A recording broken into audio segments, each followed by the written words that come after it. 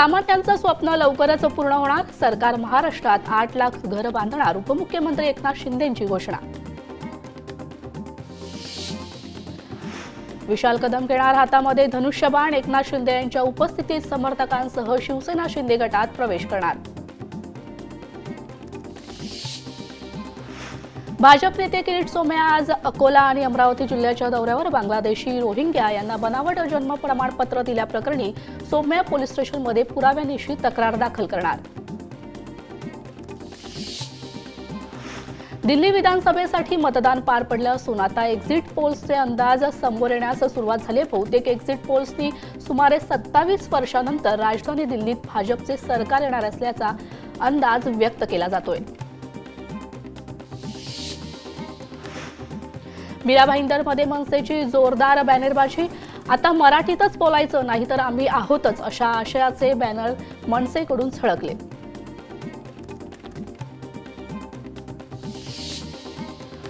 अमेरिकेतून बेकायदा स्थलांतरांची भारतामध्ये पाठवणी. अमेरिकेच्या लष्करी विमानाने अमृतसरमध्ये या स्थलांतरितांना आणण्यात आले. तर यात महाराष्ट्रातील 3घांचा समावेश असल्याची माहिती आहे. महाराष्ट्र औद्योगिक विकास महामंडळाकडून जलवाहिनी दुरुस्तीचे काम हाती घेण्यात येणार. ठाणे महापालिका क्षेत्रातील कळवा, दिवा आणि मुंब्रा या भागांचा पाणीपुरवठा शुक्रवारी बंद राहणार. दुरुस्तीचे काम पूर्ण झाल्यानंतर पुढील काही तास कमी दाबाने पाणीपुरवठा होणार. भांडूप संकुलमध्ये लवकरच 2000 दशलक्ष लिटर क्षमतेचा जलशुद्धीकरण प्रकल्प उभारण्यात येणार आहे. विविध कामे पालिकेने हाती घेतली आहेत. तर जुन्या जलशुद्धीकरण प्रकल्पाचे बांधकाम कमकुवत झाल्यामुळे नवीन प्रकल्प उभारण्याचा पालिकेने निर्णय घेतलाय. मुंबईकरांना आपल्या दवाखान्याला नागरिकांकडून मोठा प्रतिसाद मिळतोय. तर आता 2025 मध्ये आणखी 25 आपला दवाखाना आणि 3 फिजिओथेरपी केंद्र सुरू करण्याचा निर्णय मुंबई महापालिकेने घेतलाय. पुणे शहरात अनेक ठिकाणी आज दिवसभर पाणीपुरवठा बंद राहणार. जलवाहिन्यांच्या दुरुस्तीसाठी शहरात पाणीपुरवठा बंद. उल्हासनगरमध्ये उद्या पाणीपुरवठा बंद राहणार. बारवी आणि जांभूळ जलशुद्धीकरण केंद्राच्या कामानिमित्त पाणीपुरवठा बंद राहणार. वाशिम जिल्ह्यात संभाव्य पाणीटंचाईला तोंड देण्यासाठी प्रशासनाने पाणीटंचाई कृती आराखडा तयार केलाय. जिल्ह्यातील 199 गावांमध्ये एकूण 214 उपाययोजना प्रस्तावित करण्यात आल्या असून यासाठी 1.45 कोटी रुपयांचा खर्च अपेक्षित आहे.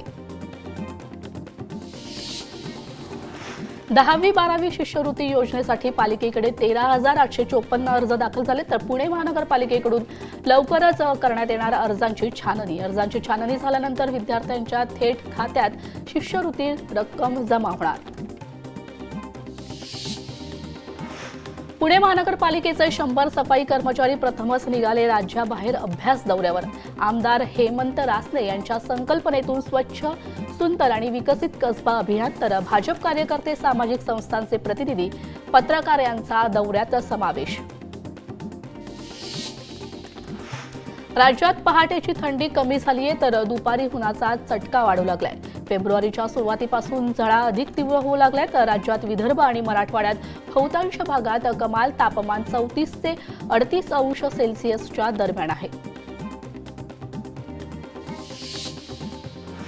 सीएसएमटी स्टेशनवर फलाट क्रमांक 12 आणि 13च्या विस्तारीकरणाचं काम सुरू आहे. तर कामामुळे कोकणातून मुंबईत येणाऱ्या जनशताब्दी तेजस एक्सप्रेसला फटका बसलाय. तर कोकणातून मुंबईत येणाऱ्या रेल्वेगाड्या 28 फेब्रुवारीपर्यंत सीएसएमटी ऐवजी दादरपर्यंतच धावणार. शिर्डी साईबाबा संस्थानाने साई भक्तांसाठी एक महत्त्वपूर्ण निर्णय घेतलाय. आता दर्शन रांगेत उभ्या असलेल्या भक्तांना मोफत प्रसाद भोजनाचे कुपन मिळणार. तसेच संस्थांच्या भक्त निवासात राहणाऱ्या भक्तांनाही हे कुपन वितरित केले जाणार आहे. मावळातील तळेगाव आंभी एमआयडीसी मधील निगडे गावात श्री कालभैरवनाथ महाराजांची यात्रा आहे. तर यात्रेनिमित्त संपूर्ण मंदिराला फुलांची सजावट करण्यात आली आहे. मंदिराच्या बाहेर पडताच फटाक्यांची आतिषबाजी करून पालखीचं स्वागत करण्यात आलंय. बदलापुरात पुस्तक आदान प्रदान उपक्रमाला सुरुवात. पुस्तकाच्या बदल्यात मिळणार पुस्तकं. वाचन संस्कृती वाढवण्यासाठी अभिनव उपक्रम. गडचिरोलीच्या MIDC मैदानावर सुरू झाला गडचिरोली डिस्ट्रिक्ट क्रिकेट प्रीमियर लीगचा थरार. भारतीय क्रिकेट संघाचे माजी प्रशिक्षक रवी शास्त्री यांनी 22 दिवस चालणाऱ्या लीगचे केले उद्घाटन. बुलढाणा जिल्हा परिषद अधिकारी कर्मचारी क्रीडा आणि सांस्कृतिक महोत्सवाला सुरुवात झाली, तर जिल्ह्यातील 2000 कर्मचारी महोत्सवामध्ये सहभागी झालेत. पैठण तालुक्यातील वडवाळीत त्रिदिनी अखंड हरिनाम सप्ताह सोहळ्याची मोठ्या उत्साहात सांगता झाली आहे. भव्य मिरवणुकीत मोठ्या संख्येने भाविकांनी उपस्थिती दर्शवली आहे. वेटलिफ्टिंग मुकुंद आहेरची राष्ट्रीय स्पर्धेत चमकदार कामगिरी, तर चुरशीच्या लढतीत पटकावले रौप्य पदक. अवघ्या 1 किलोने मुकुंदचे सुवर्ण पदक हुकले.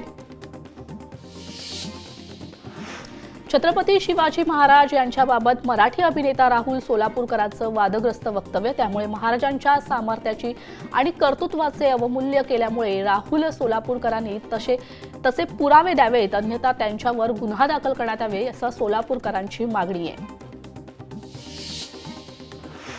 कारंजा शहरातील स्वामी नृसिंह सरस्वती मंदिराकडे जाणाऱ्या मुख्य रस्त्याची दुरवस्था झाली, तर दररोज शेकडो भक्त दर्शनासाठी जात असताना भाविकांना प्रचंड त्रास सहन करावा लागतोय.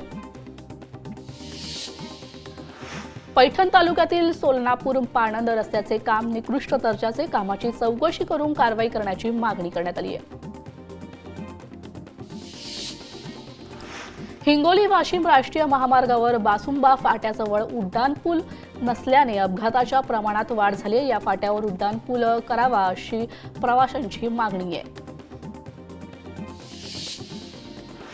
शासन निर्णयानुसार शालेय पोषण आहारात विद्यार्थ्यांना गोडधोड खाऊ घालण्यासाठी शाळा प्रशासनाने लोकसहभागातून साखर गोळा करण्याच्या आदेशाचा निषेध केलाय. शासन निर्णयाच्या विरोधात शिक्षण अधिकाऱ्यांना दिले साखरीची पाकिटे, तर जळगावात मनसेच्या आंदोलनाने वेधलं लक्ष. सोलापूर ग्रामदेवता सिद्धेश्वर मंदिरासमोरील शौचालय हटवा, वीरशैव विजयंची निवेदनाद्वारे मनपा आयुक्तांकडे मागणी. नाशिक शहरात बिबट्यांसह तडसांचा वावर वाढलाय, यामुळे नागरिकांमध्ये भीतीचं वातावरण निर्माण झालंय. वन विभागाने तात्काळ उपाययोजना करावी, नागरिकांची मागणी. नागपुरात बर्ड फ्लूचा शिरकाव मोठा, ताजबाग परिसरातील कोंबड्यांना बर्ड फ्लूची लागण झाली. या परिसरात निर्जंतुकीकरण करण्याचे आदेश देण्यात आलेत. केसगळती होत असलेल्या गावात ICMRच्या प्रतिनिधीचं पथक आणि जिल्हा आरोग्य विभागाकडून केसगळती झालेल्या रुग्णांच्या रक्ताचे पुन्हा नमुने घेतले. यामुळे मात्र या परिसरातील नागरिकांमध्ये पुन्हा एकदा संभ्रम निर्माण झालाय.